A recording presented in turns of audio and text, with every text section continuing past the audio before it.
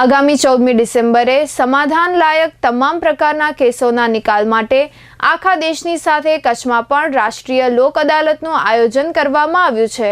રાષ્ટ્રીય લોક અદાલત 2024ની છેલ્લી લોક અદાલત હોતા તેમાં કચ્છ જિલ્લાની અદાલતોમાં ચાલતા મોટર અકસ્માત વળતરના કેસ, દીવાની દાવાઓ, લગ્ન વિષયક કેસ, સમાધાન લાયક ફોજદારી કેસ, જમીન સંપાદનના કેસ, લેણાના કેસ, ચેક બાઉન્સના કેસ, હળવા કેસ જેવા અનેક સમાધાન લાયક કેસોની તકરારનું સમાધાનની રાહે ન્યાયિક રીતે નિરાકરણ આવી શકે તેવા ઉદ્દેશ્ય સાથે રાષ્ટ્રીય લોક અદાલતનું આયોજન કરવામાં આવ્યું છે।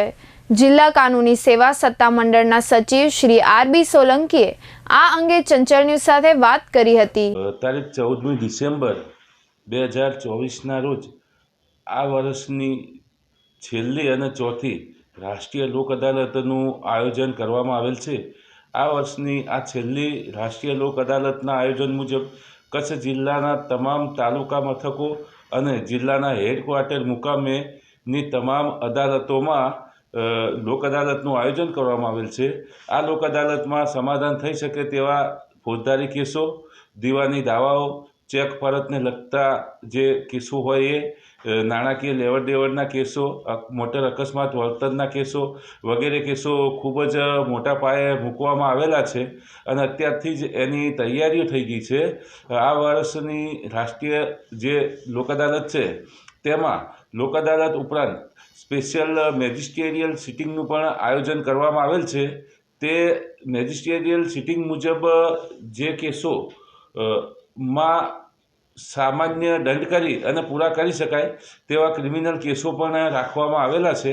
તે સિવાય ટ્રાફિક ચલણને લગતા જે કેસો, જેને ટ્રાફિક મેમા કહેવાય, તેવા પણ કેસો રાખવામાં આવેલા છે।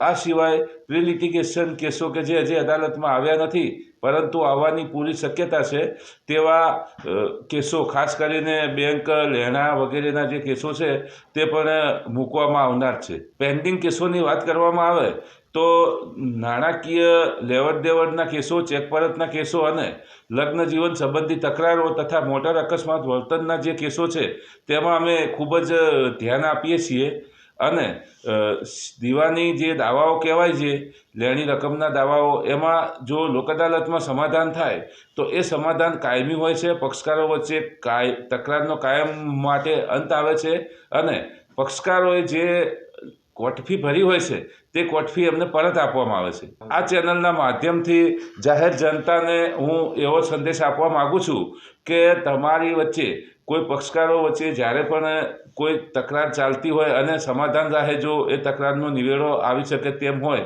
અને તો કાયદા માન્ય જો લોક અદાલતની અંદર એ તકરારને રખાવી અને એનો લોક અદાલતના માધ્યમથી સમાધાન રાહે કાયમ માટે એનો નિવેડો લાવવા માટેનો પ્રયત્ન કરો।